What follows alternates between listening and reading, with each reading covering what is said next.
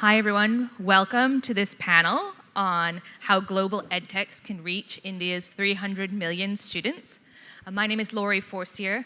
I'm the Vice President for Strategy for EDT and Partners. EDT and Partners is a boutique global consulting firm focused solely on the business of education. We, in the course of our work, support EdTechs, publishers, groups of schools, governments, and sometimes we have the pleasure of supporting organizations like India's Arise. A number of the founders are here on the panel with me today. It stands for the Association for Reinventing School Education.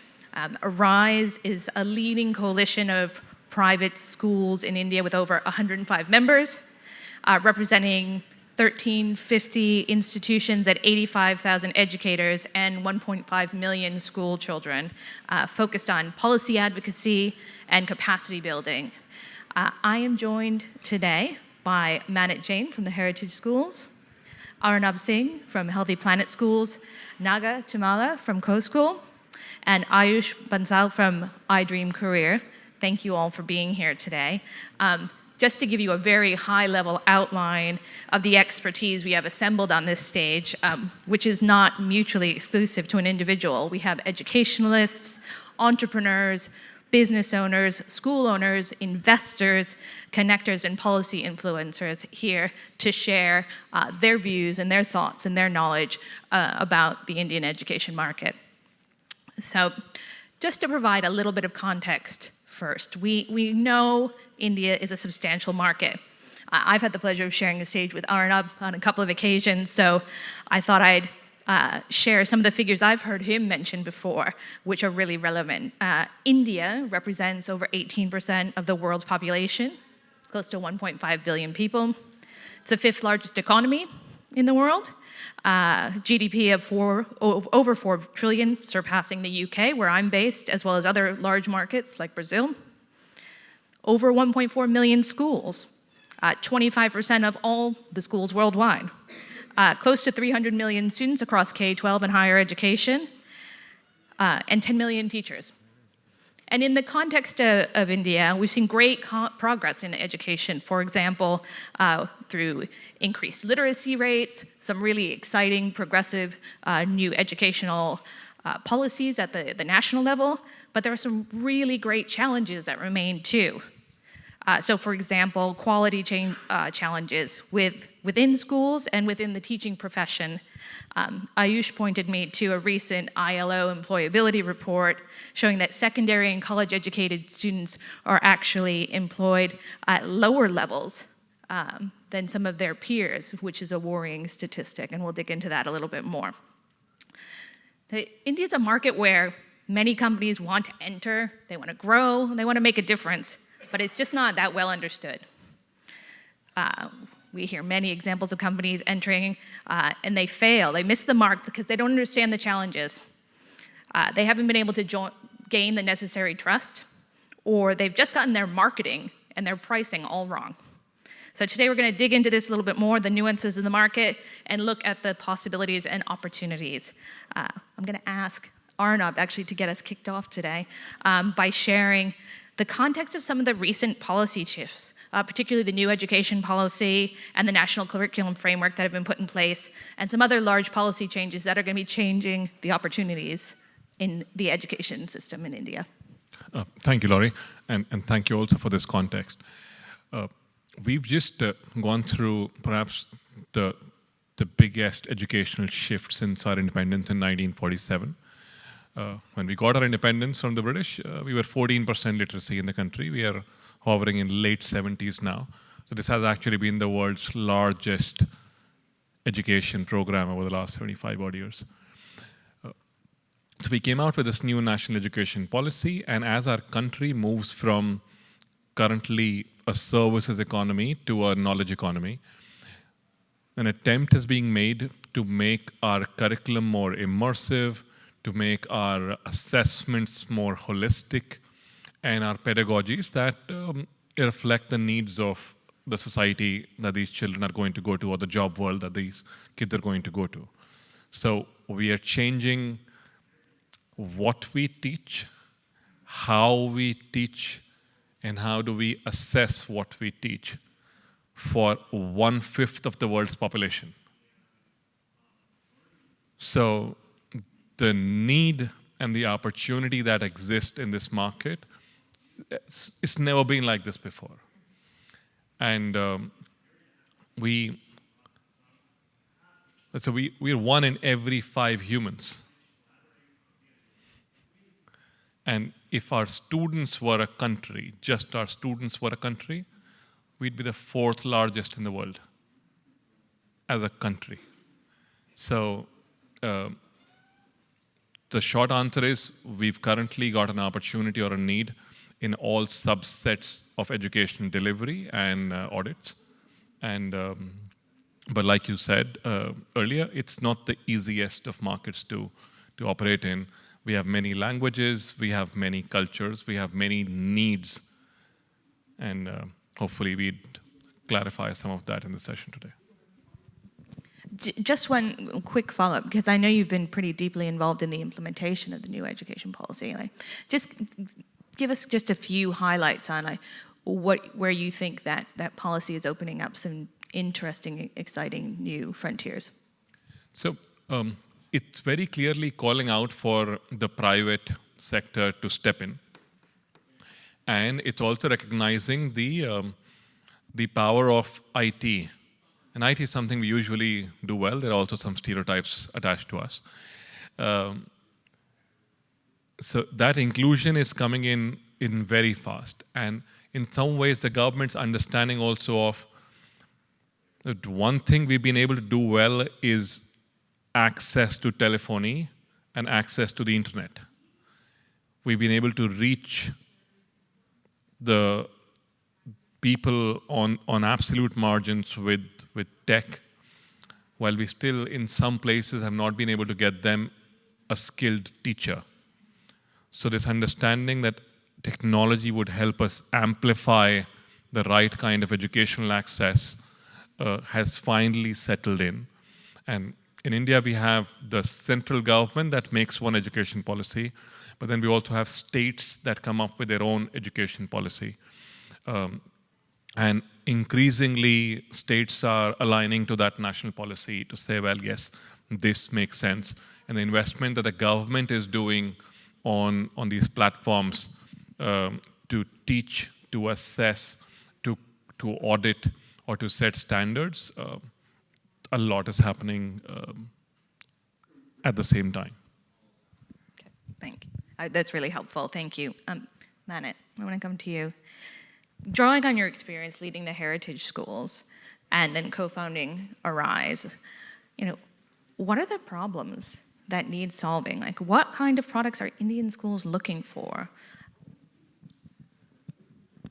Okay, so I think the Indian market is fairly complex, and to answer that question, I'd like to lay out what the different layers are. On one hand, about 50% of these students go to public schools. These are different in different states. All states have their own kinds of challenges. And then there is the private school market, which is, again, about 50%. So about 150 million odd kids go to private schools.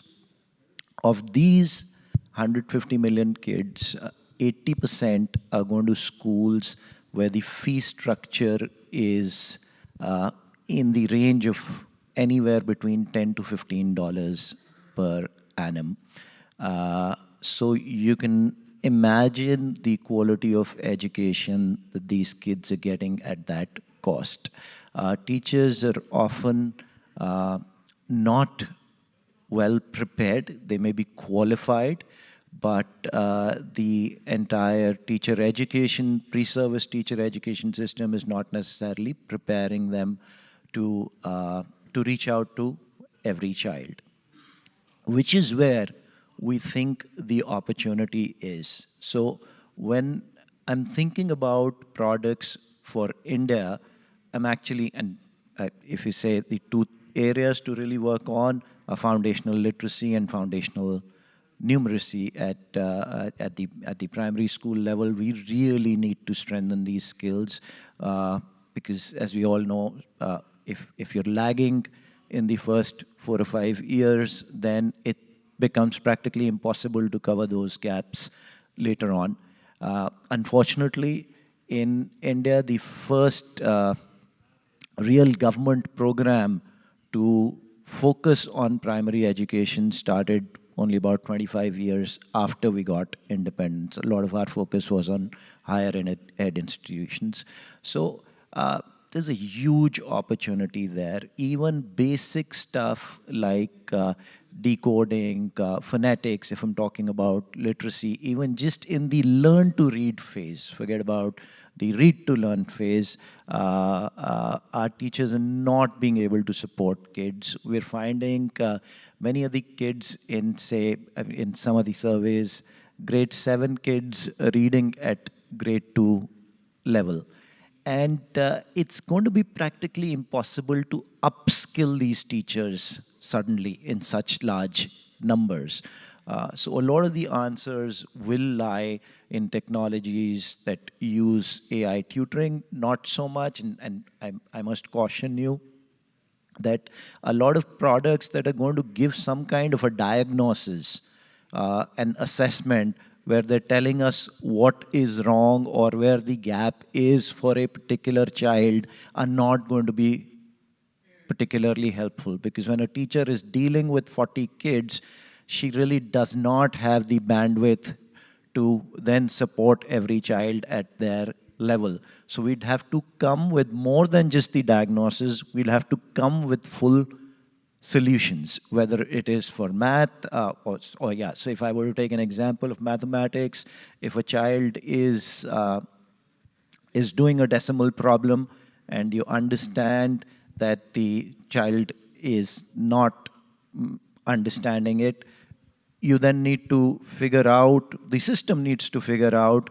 if it is a fractions gap, then take the child there, then figure out if the child has a problem with basic division, and then support the child at those levels. So really the case that we're making is not of supporting the teacher so much, but maybe creating products that can take care of the entire content delivery so that teachers can be more focused on not teaching the subject, but teaching the child, really providing that care, providing that socio-emotional support, possibly playing the role of a coach where they do goal setting with each kid every week, and ensure they're providing enough inspiration and a reasonable amount of accountability to get the kids to where they want to get.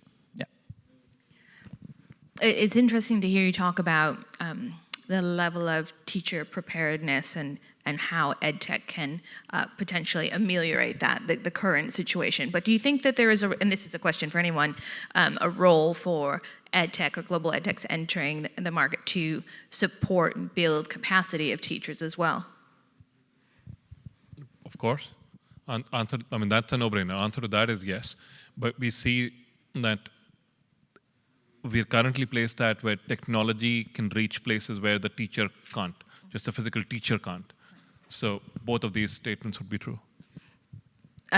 Just to probe a little bit further, like what kind of capacity building would you want to see then for teachers in the context of, all right, so you're bringing in technology that's going to do more of the content delivery. How are you strengthening the teacher profession at the same time? Are you using EdTech to shore up teaching traditionally defined, or are you using it then to push it into a different direction?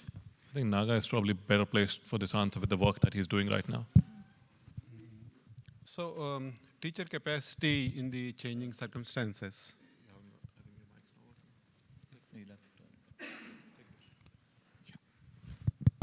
Yeah. Teacher capacity in the changing circumstances.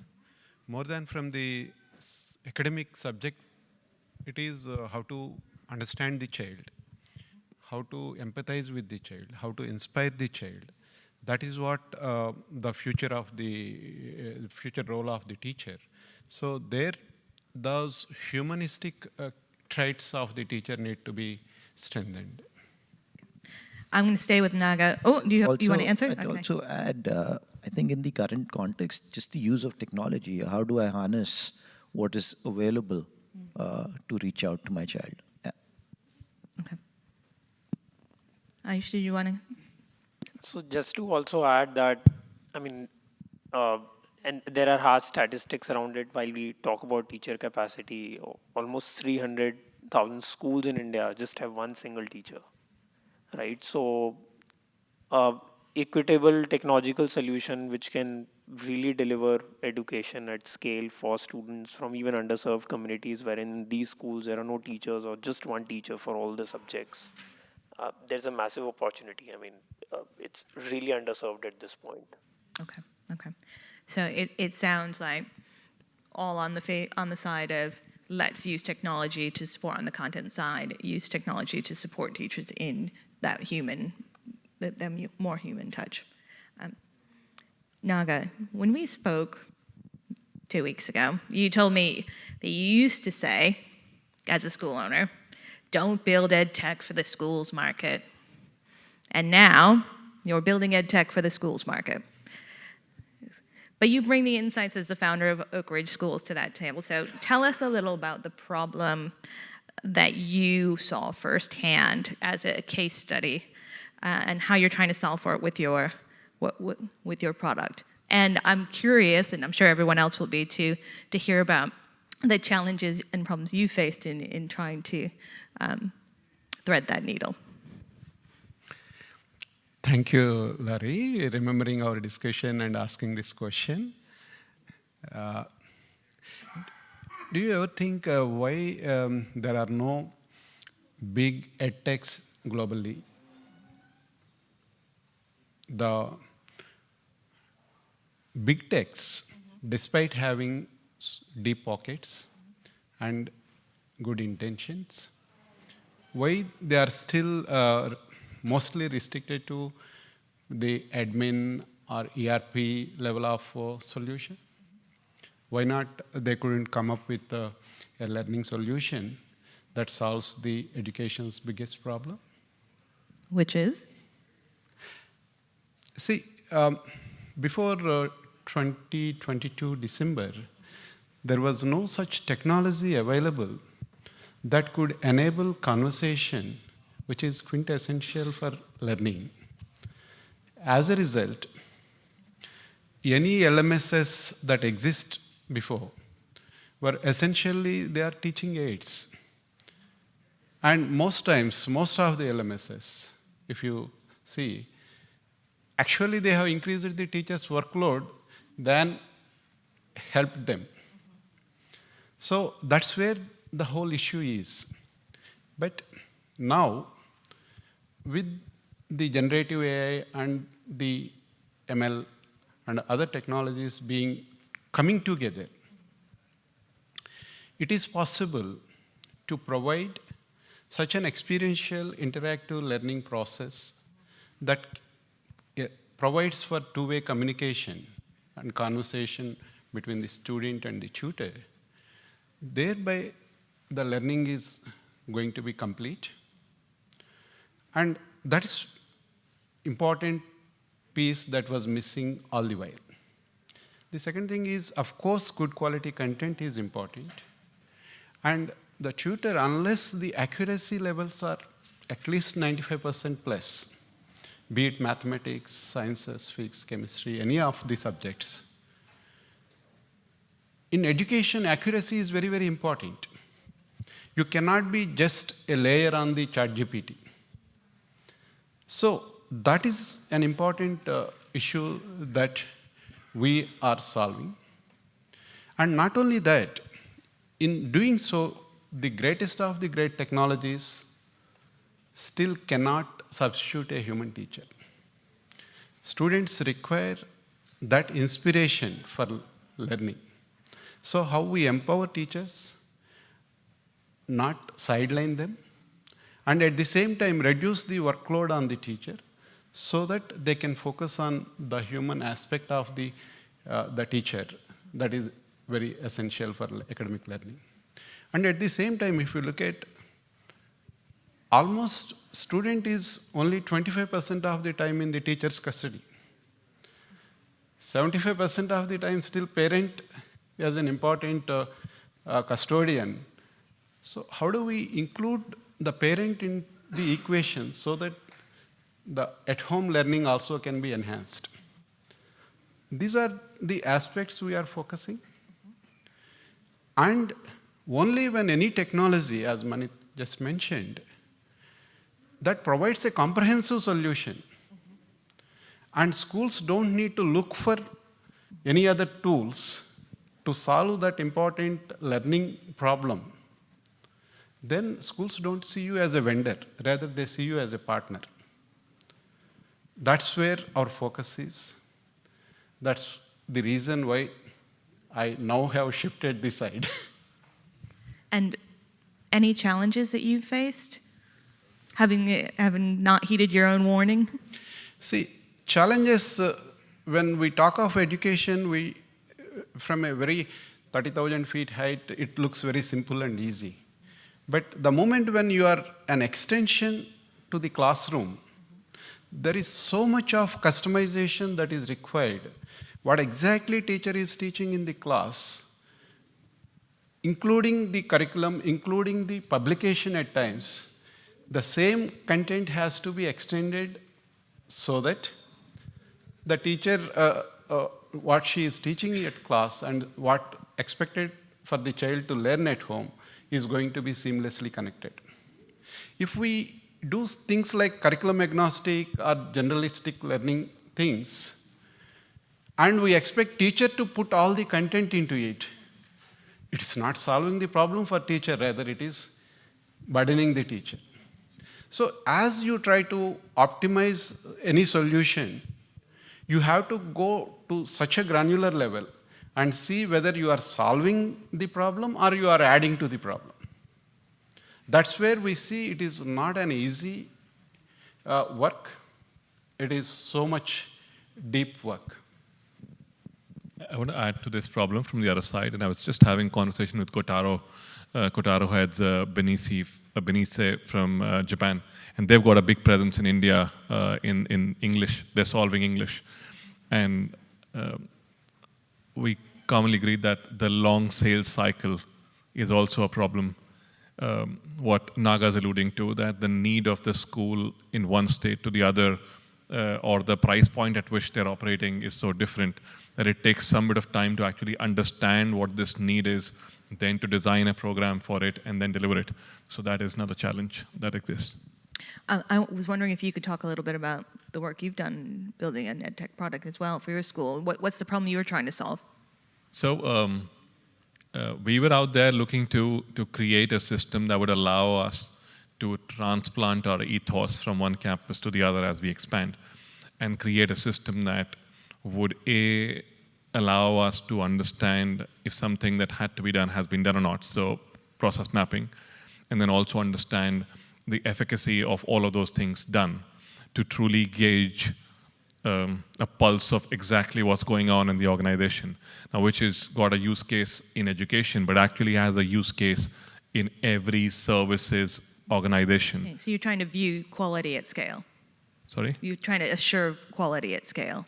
Quality at scale, yes. Yes, yes. And to get a pulse of, are there correlations to do some bit of data analysis or deep dive into our data?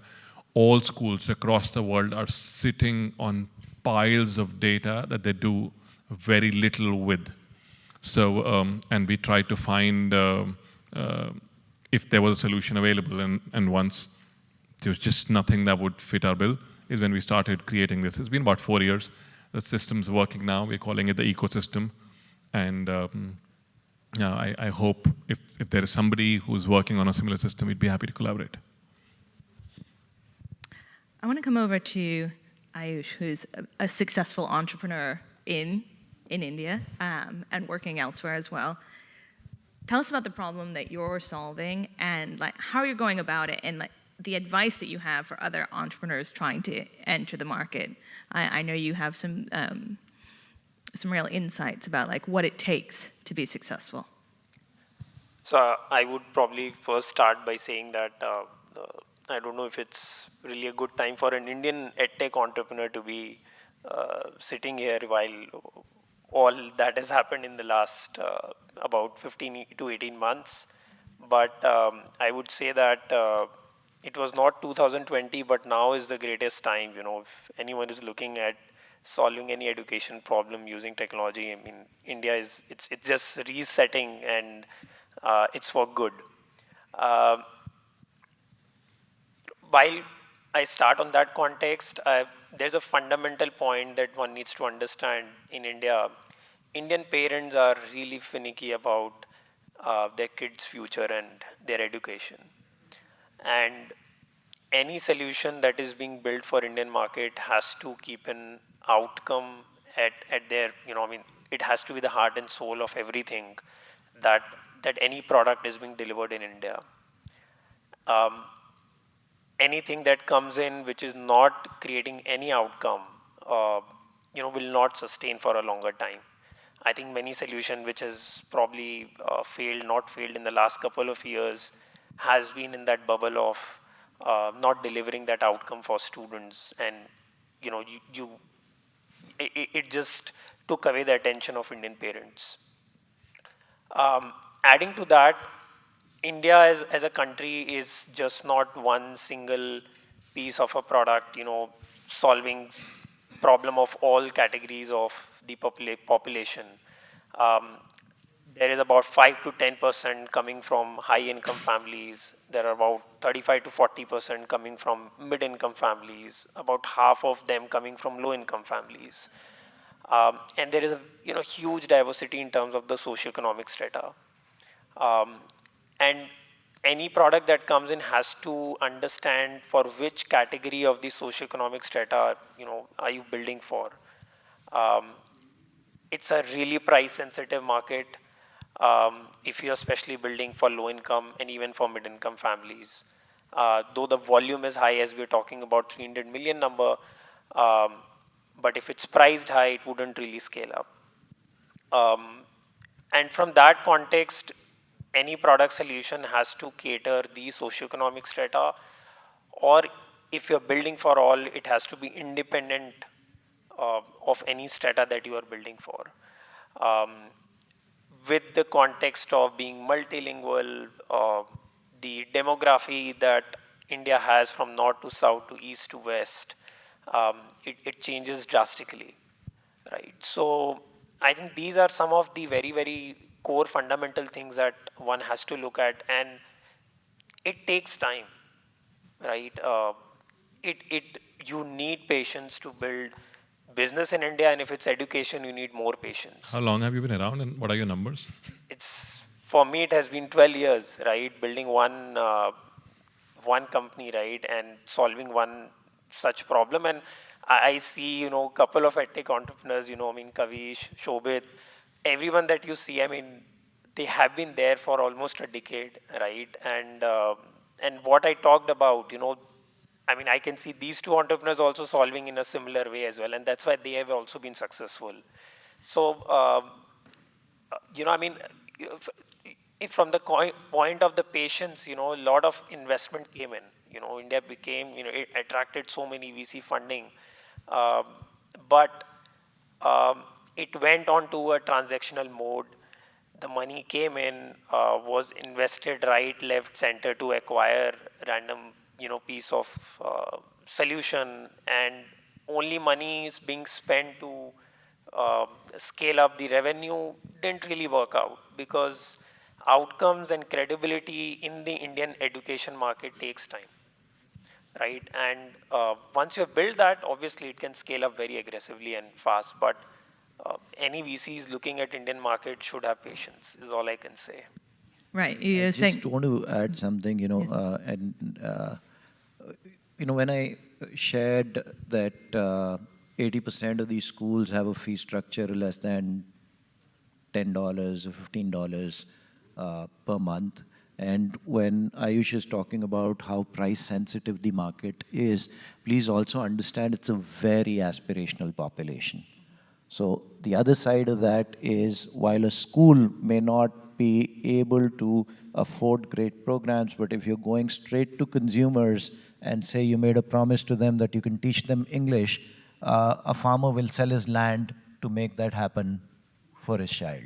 So there's no limit to what we'd be willing to pay for education. It's just that in a lot of the rural contexts, the schools are such, the facilities are such, the teachers are such that you actually wouldn't pay more. Yeah. Thank you. Yeah, and I was just going to say, it sounds like, and I'm curious to hear what all of you had to say, that so for funders investing in the market, then needing to adjust their expectations around outcomes and the timelines will be critical to see a more kind of sustained, successful growth of a company they've invested in. Yeah, absolutely. I mean, that's what I said, yeah. Yeah. Okay, great. So I just want to switch over to generative AI. We've touched on it a little bit, and we all touched on it in the weeks leading up to this. I just want to hear about, what are your hopes for generative AI in education in India? How do you see it evolving alongside the changes it brings to the ways we live and work? How are you hoping that it will affect education? Can I attempt it? I think answer to this is very similar across the world, where schools are looking to augment technology to improve student learning outcomes. There are some companies that are looking to replace teachers. And as Ayush alluded to, fail doing so. But across the world, and we are a much more similar world post the pandemic for education than we were pre-pandemic. We are solving in similar ways. Naga, do you want to add to that? Yeah. So I see generative AI has a tremendous potential to transform the way education, particularly in school education space, it is expected to be. Two important things for learning. One is personalized content and conversational engagement with the child. These two things are possible, quite possible with generative AI, which is very important for academic learning. And that, in a way, is going to democratize quality education becoming accessible to remote corners of the country and for all the students at a very cost-effective way. So that what it leads to is students learn without knowledge gaps. That increases their capacity, their potential. If you extrapolate it, the world is going to be a better place because most people are competent, capable of doing more things. That's the potential that the generative AI has. However, if anybody thinks that a teacher can be substituted, probably thinking too much. A teacher is very important. And the role of the teacher is going to change quite substantially. Also, a teacher who can be replaced by technology should get replaced. And I don't mean it in a controversial sense, but if all you're doing is reading out that book to kids and you don't see your role in actually inspiring the child or raising kids or really getting them to rise to their potential, then perhaps it's better that technology takes care of that part.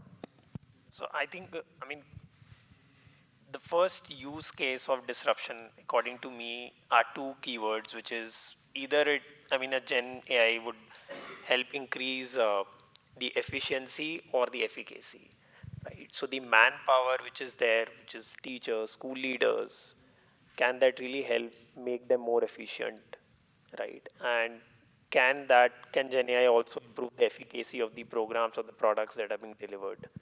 I think these are the two use cases in Indian context which I feel could be disrupted or can have the power to be helpful for the Indian market. Yeah. Are you using generative AI in your product? So we are just building a strong use case. We didn't want to wrap around a chat GPT piece to just find a use case, but really build a strong use case, which we are in the process. And yeah, we'll soon be releasing that, yeah. So just in closing, and this is for all of you, you've been here in the US for the past few weeks as part of this delegation, the ARISE delegation, visiting schools, meeting EdTech companies that are focused on areas of interest like early education, personalized learning, AI. And I'm curious to understand more about, you've all been part of the founding of this organization. How far do you feel like you've come since the founding in terms of advancing your desire to progress school education? And where do you hope to go next? And how can folks who are here or watching on video get in touch with you? So we're a fairly large network of schools, and also, if I may say so, influential. Schools across the country look up to us for innovation. Yeah, we'd be, I can tell you right now, it was great seeing a lot of AI companies trying to do some stuff here. We still have not witnessed a single company coming to our doors in India right now. And you might imagine that there's a lot of EdTech work happening in the country, but we've not had anybody knocking on our doors right now. So when we saw these hundreds of companies trying to do stuff, clearly you're ahead. Yeah. And I'd say take the risk, create products for India. These generic kind of products are not going to work. It is a huge market. There is a capacity to pay. And more than everything else, I say that because India needs it. India needs all the technology in the world. There are kids getting nothing in the name of education. This very poor employability skills, a lot of unemployment, and if we just ignore this 1/5 of the world's population, 300 million kids, the world is going to pay a price. And so I almost need you to conspire with us to do something for the country, and we're all here. This network is happy to, if you want to run your products by us, if you want to understand how stuff can be contextualized, if you want us to get you to reach out to other schools in the country or even governments or sit with you. We're not consultants in this area, but as practitioners, as users, we can definitely give you some advice and we can open doors for you. Just to add a point to Manit's point, if we look at India, the same 300 million, 50% of it, 150 million, only 8 countries in the world have that kind of population. So even the aspirational parents segment itself is much larger than any other, most sizes of the countries. However, when you are trying to enter India, the kind of introspection you need to have, what is the shelf life of the product that you are trying to put in India? So the way the technology is transforming and the sales cycle in India is such long sales cycle, unless this product has, you believe that at least next 5 to 10 years, this product, it is very difficult for anybody else to substitute. There is no point trying to enter India.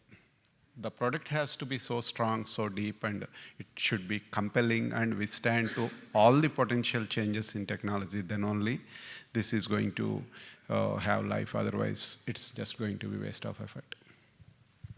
I concur. Ayush, closing word? I'll leave to the 3 co-founders of ARISE. We are happy to assist in any way we can.